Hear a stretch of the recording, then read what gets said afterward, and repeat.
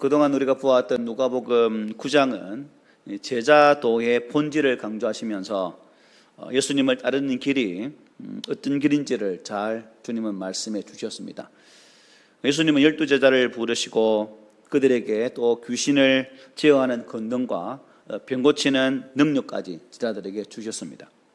그러나 동시에 그 길은 고난의 길이고 또 자기를 부인하고 자기 십자가를 지고 따라야 하는 헌신의 길임도 말씀하셨습니다. 이제 9장 후반부에서 주님은 나를 따르려거든이라 하시면서 제자의 길의 조건과 변명은 허락되지 않는다라고까지 말씀하셨습니다. 이런 맥락 속에서 이제 10장은 단순한 제자 훈련을 넘어서 사명으로서의 파송을 잘 보여주고 있죠. 사명자로서 파송하시는 주님의 모습. 이제 예수님은 12제자를 넘어서 70인을 세우셔서 두 사람씩 앞서 마을과 또 고을로 이렇게 보내시는 장면을 우리가 방금 읽은 장면입니다. 이것은 제자도의 길을 걷는 자들이 결국 세상 속으로 파송되는 사명자이다라는 것을 말씀해 주는 그런 것이죠.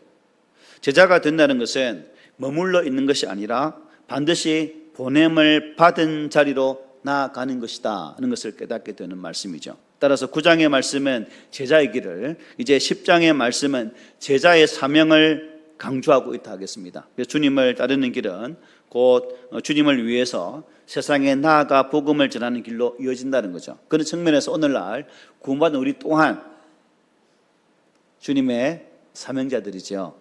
그러므로 사명의 자리에 서서 그 길을 걸어가는 그런 성도가 되어져야 된다는 사실입니다. 우리 예수님의 공생의 기간 동안 사역은 크게 세 가지로 분류할 수 있죠. 크게 첫째는 하나님 나라의 복음을 전파하는 일, 이걸 케리그마라고 말합니다. 대속자로 이 땅에 대속자로 오셔서 당신의 생명을 주시고 곧 예수 그리스도가 우리의 구원의 근본이 되신다는 사실을 말씀해 주셨습니다. 이것이 곧 예수님의 선포 사역이다. 당신 자신이 메시아임을 선포했던 그런 사역을 말씀해 줍니다. 두 번째는 주님 무슨 일을 하셨죠? 치유하는 사역을 감당하셨습니다. 디아코니아라고 말씀하죠. 할 수만 있으면 최선을 다하여서 그들의 병과 연약함을 치료해 주셨습니다. 한마디로 긍휼 사역이라 볼 수 있죠. 교회의 두 번째 사역이 결국 성김과 위로의 사역이다라고 볼 수 있습니다. 세 번째가 뭘까요? 훈련이죠. 훈련. 디다케. 예수님은 복음을 전하면서 병을 고치는 틈틈이 제자들을 부르시고 그들을 훈련시키셔서 파송하는 일을 계속 하셨죠. 교회의 세 번째 사역이 무엇입니까? 그러니까 양육이죠. 우리 교회도 양육이 있지 않습니까? 그래서 오늘날 현대교회는 이러한 세 가지 사역에 한 가지를 더 붙이죠. 그게 뭡니까? 코이노니아, 교제, 성도의 교제. 그래서 교회의 기능을 이 네 가지로 분류하는 경우가 있습니다. 제자를 삼는 목적은 무엇이겠습니까? 분명한 것이 있겠죠. 그 목적은 예수님께서 이제 이 땅의 공생의 사역을 마치시고 성천하신 후에 당신의 사역을 이어받아서 계속적으로 복음의 사역을 감당할 수 있도록 하기 위해서 제자를 파송하시고 세우셨다는 것입니다. 그래서 이제 갈릴리의 사역을 마무리 짓는 시점에서 12제자를 둘씩 짝지어서 파송하시면서 이제 직접 훈련을 받은 바 실행해 보도록 하셨다는 것입니다.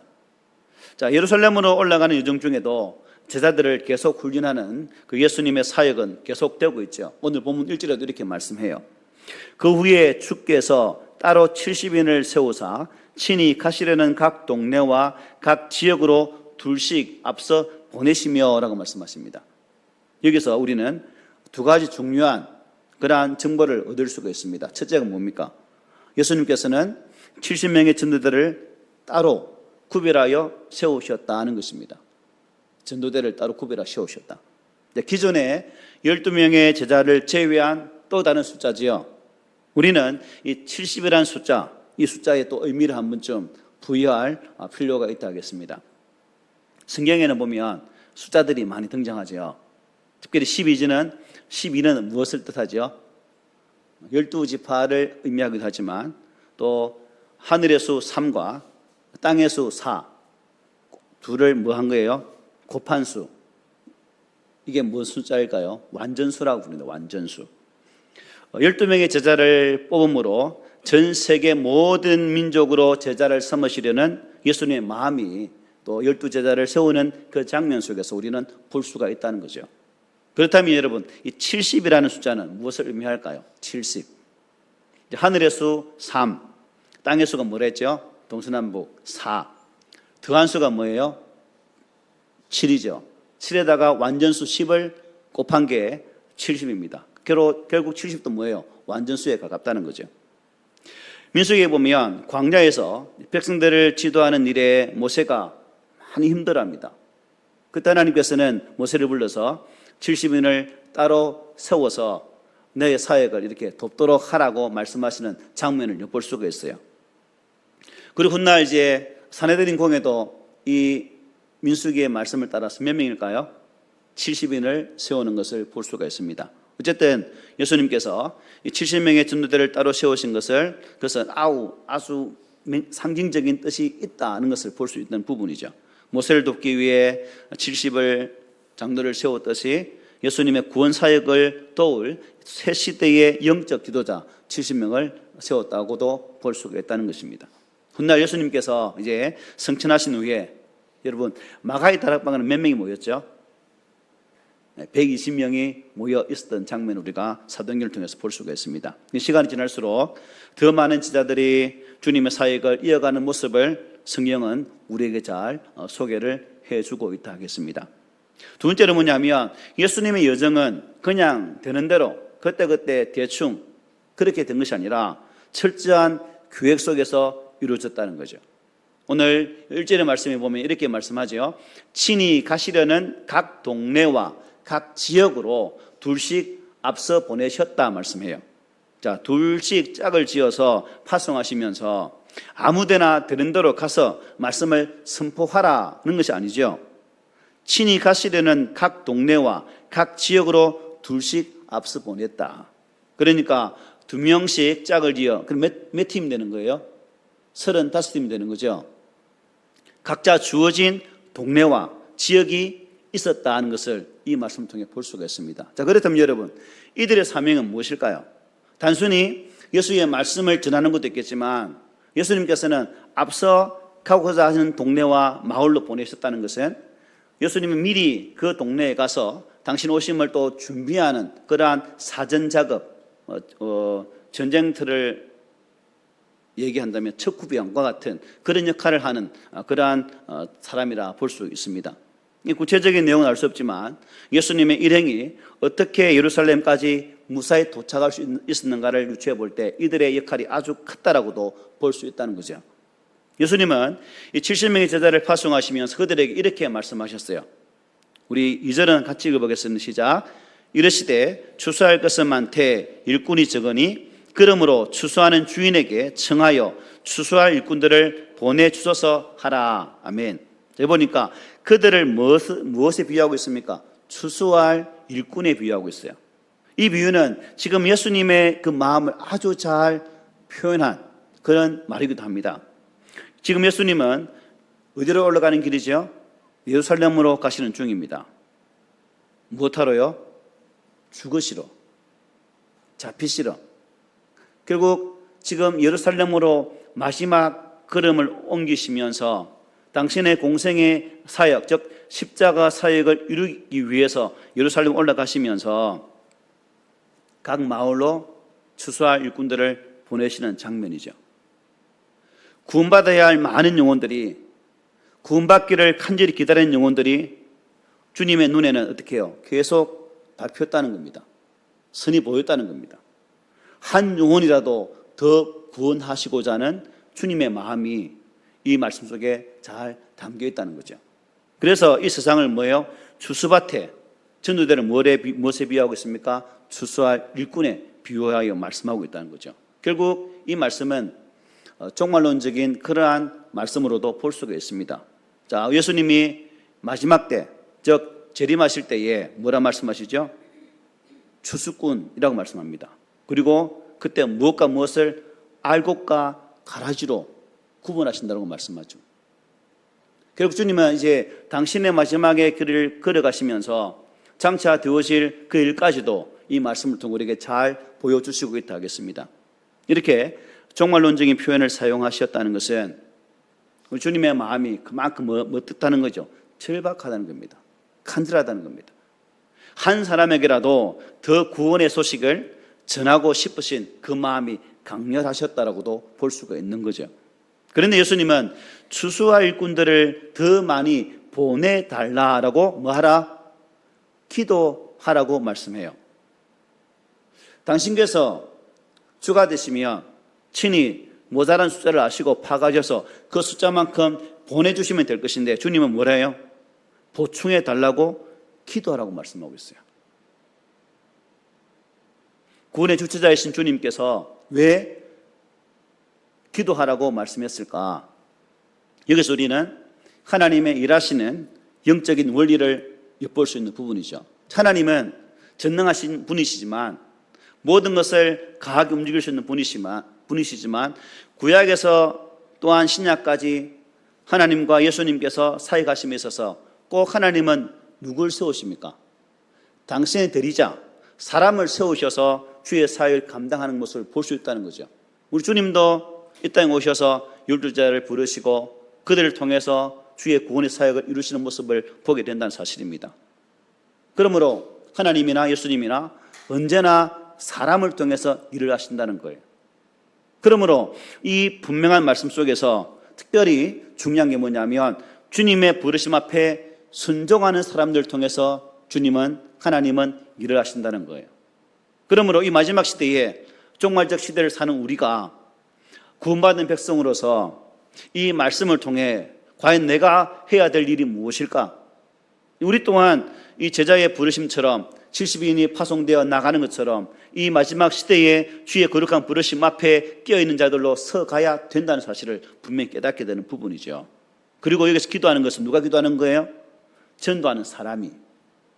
여러분, 전도뿐만 아니라 우리 교회에 일을 할 때 일꾼이 많아서 편안한가요? 아니죠. 일을 하는 사람은, 일하지 못하는 사람은요, 일꾼이 필요한지 아닌지 몰라요. 왜? 자신은 느끼지 못하기 때문에. 그러나 정작 앞에서 일하는 사람들은 답답해요. 함께 몇 사람 더 달라붙으면 더 편히 할 수 있는 일을 답답한 느끼거든. 그때 뭐 합니까? 기도하는 거죠. 하나님, 일꾼 좀 보내달라고. 결국 이것은 지금 현장에서 뛰고 있는 너희들이 직접 기도하라는 겁니다. 직접.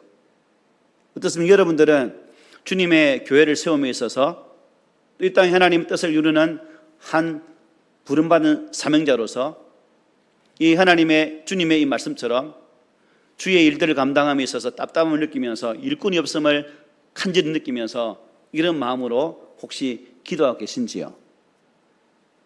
결국 이 기도는 우리들의 숙제입니다. 영적인 숙제입니다, 여러분.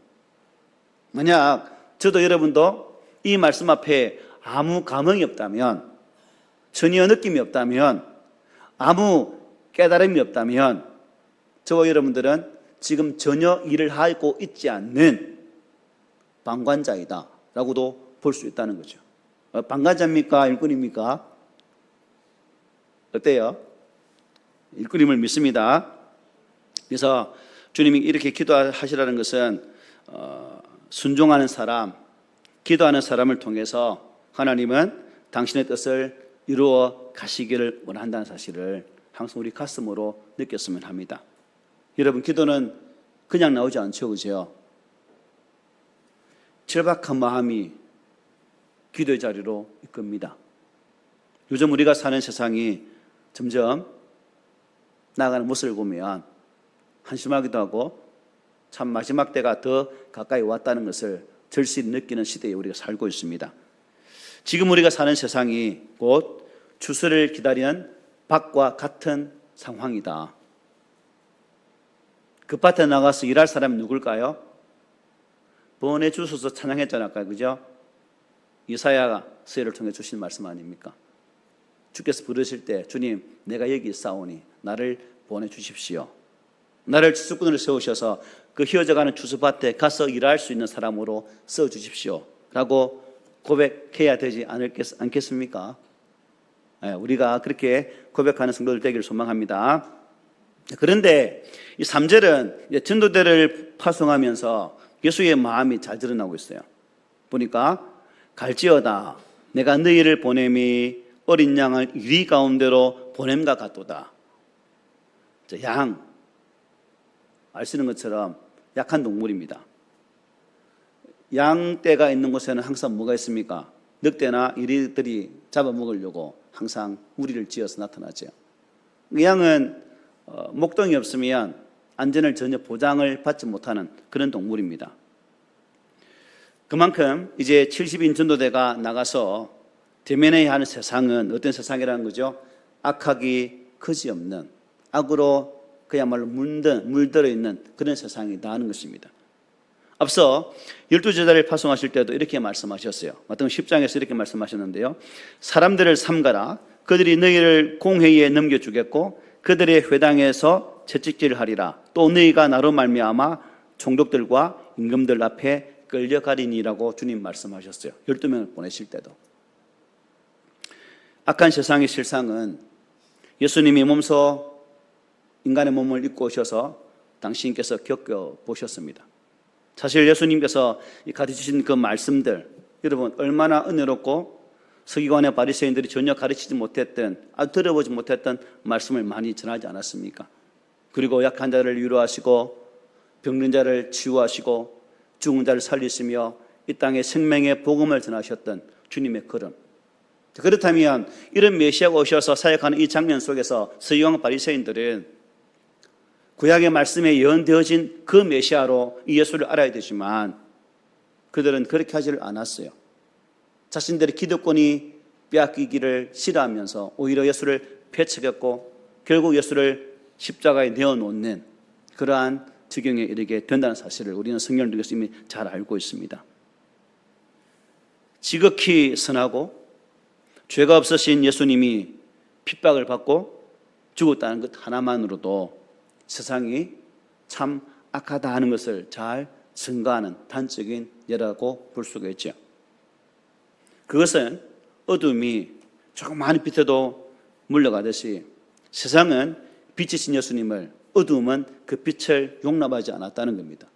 아마 여러분들이 삶의 현장에 나아가서 예수를 전할 때도 동일해요. 빛 대신 예수를 나타낼 때 세상은 그 빛을 싫어했습니다. 전하는 우리를 미워할 것이고 어떤 사람은 우리의 전함에 있어서 아마 손가락질 하는 분도 있을 겁니다. 어둠은 빛을 싫어한다는 사실. 나아가 그 미움은 예수님을 따르는 사람에게도 다 나타나죠. 주님은 요한복음 15장에서 이렇게 말씀하셨어요. 세상이 너희를 미워하면 너희보다 먼저 나를 미워한 줄을 알라.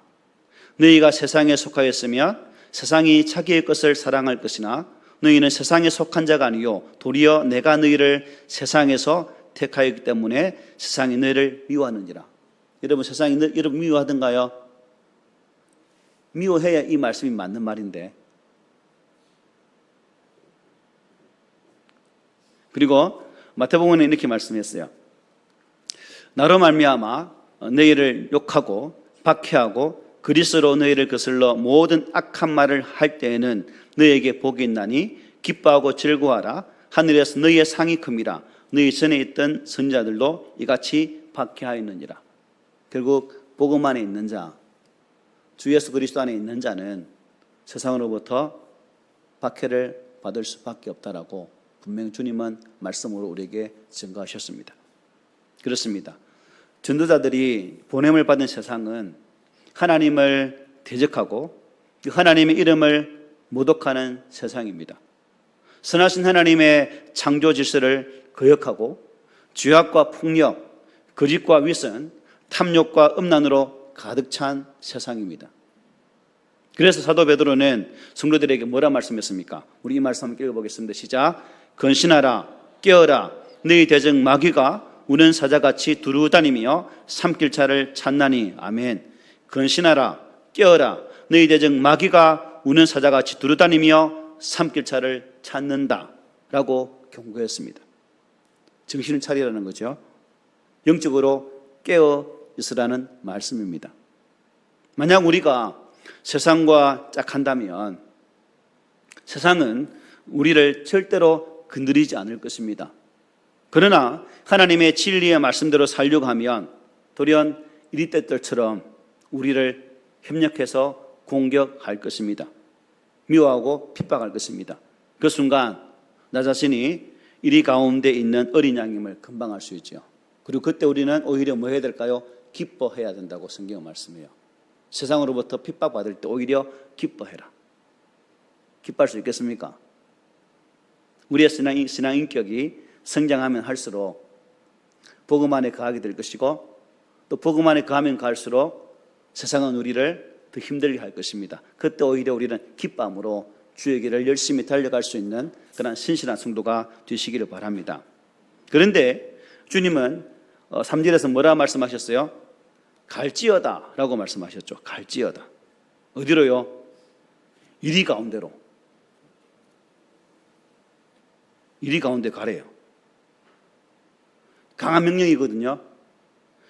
강한 당위성을 내포한 말씀입니다. 그러니까 피할 수 없는 사명이라는 거죠. 저도 여러분도 갈지어다라는 이 말씀 앞에 소외된 자 아무도, 요래된 자 아무도 없다는 겁니다. 휘어져 추수하게 된 곡식을 바라보았다면, 즉 구원받아야 할 영혼이 있다면 머뭇거리지 말고 그 영혼을 위해 복음을 들고 나가라 하는 것입니다. 그래서 우리는 전도, 그러니까 영적 추수를 마태복음 28장 18절 20절에서는 예수님이 뭐라 말해요? 지상 명령으로 말씀하고 있지 않습니까? 지상 명령. 그래서 우리가 이 거룩한 명령 앞에 부름받은 성도들입니다. 즉 옛날 같으면 임금의 음명과도 같은 지고한 명령이죠. 사도 바울은 만일 이 주님의 명령을 순종하지 아니하면 어떻게 말씀하고 있냐면 복음을 전하지 아니하면 내게 화가 있을 것이로다. 화가 있대요. 그리고 디모데후서에서는 이렇게 말합니다. 너는 말씀을 전파하라. 때를 얻든지 못 얻든지 항상 힘쓰라. 믿음의 아들 디모데에게 명령적으로 강력하게 말씀을 주고 있습니다. 특별히 마지막 우리 3절에 본 마지막 단어 가운데 가운데란 말이죠. 가운데.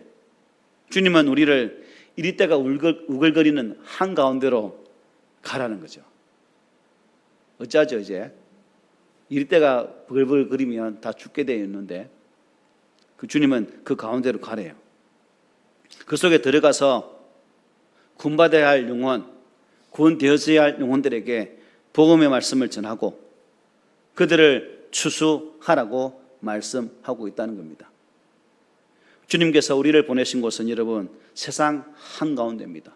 편안하고 형통하고 아무 걱정 없고 하면 뭐가 잘 되는 그런 것이 아니라 그야말로 세상 한복판, 갈등이 있고 대립이 있고 싸움이 있고 번뇌해야 될 그 땅으로 보내셨다는 겁니다. 그곳에 복음을 들어야 할 영혼이 있고 구원받아야 할 영혼이 있기 때문에 주님은 우리를 그 가운데로 보내시고 있습니다. 그러므로 하나님의 대사, 하나님의 일꾼인 우리들은 이제 세상 속으로 세상의 한복판으로 나가야 됩니다. 여러분 교회는 우리가 살아가는 삶의 자리에 많죠. 절은 어디에 많습니까? 산에 많지만 요즘은 절도 교회를 따라서 사람이 사는 일반 주택 주변에도 많이 내려오기도 있지만 마태는 우리 성도들이 어떤 자세를 가지고 세상으로 나가야 하는지를 이 마태복음 10장 16절 통해서 말씀하셨어요. 우리 함께 읽어보겠습니다. 시작. 보라 내가 너희를 보냄이 양을 이리 가운데로 보냄과 같도다. 그러므로 너희는 뱀같이 지혜롭고 비둘기같이 순결하라. 아멘. 너희는 뱀같이 지혜롭고 비둘기같이 순결하라. 같이 이리가 되어서 싸우면 안 된다는 겁니다. 성도의 무기는 칼이 아니라는 겁니다. 폭력이 아니라는 거죠. 지혜와 순결의 삶이다 하는 것입니다. 이리 가운데서도 여전히 양이 있어야 된다는 거죠. 비록 우리가 어린 양과 같은 존재이지만 감사한 것은 우리 주님께서 성령으로 우리와 함께 하신다는 사실이 우리에게 위로가 된다는 거죠. 이리 가운데로 보내셨지만 이리에게 잡아먹히게 놔두지 않으신다는 것입니다. 친히 우리의 목자가 되어주신다는 거죠. 양은 양이지만 뭐예요? 하나님의 전신갑주를 입은 거룩한 양이라는 겁니다. 그러므로 선으로 악을 이기라는 그 말씀을 우리의 삶 속에 믿음으로 나아가기를 바랍니다. 말씀 마치겠습니다. 오늘 주님은 저와 여러분들을 세상 속으로 보내셨습니다. 추수할 것은 많으나 일꾼이 적다고 하신 그 주님의 음성이 오늘 우리를 향한 거룩한 부르심이라 하겠습니다. 가정에서도 기도의 불을 붙이고 교회에서는 항상 동력하면서 세상 속에서는 순전한 증인으로 살아가라는 우리 주님의 거룩한 명령입니다. 비록 우리는 어린 양같이 연약하고 세상은 이리처럼 거칠지만 주님께서 보내시고 주님께서 함께 하신다면 또 주님께 당연히 함께 하시기에 우리는 담대히 나아갈 수 있다는 것이죠. 그러므로 이제 주님의 부르심에 순종하면서 우리 주님의 일꾼으로 여러분 서지 않으시겠습니까? 주님께서 맡기신 이 추수의 기쁨을 함께 누리는 제자, 복음의 증인으로 우리 함께 우리의 두 팔을 뻗어보지 않으시겠습니까? 오늘 이 말씀 앞에서 다시 한번 결단했으면 좋겠습니다. 주님, 나를 보내주십시오. 나를 사용해 주십시오. 이 고백으로 응답하는 우리 모든 성도들이 되시기를 이 말씀으로 부탁을 드립니다. 아멘.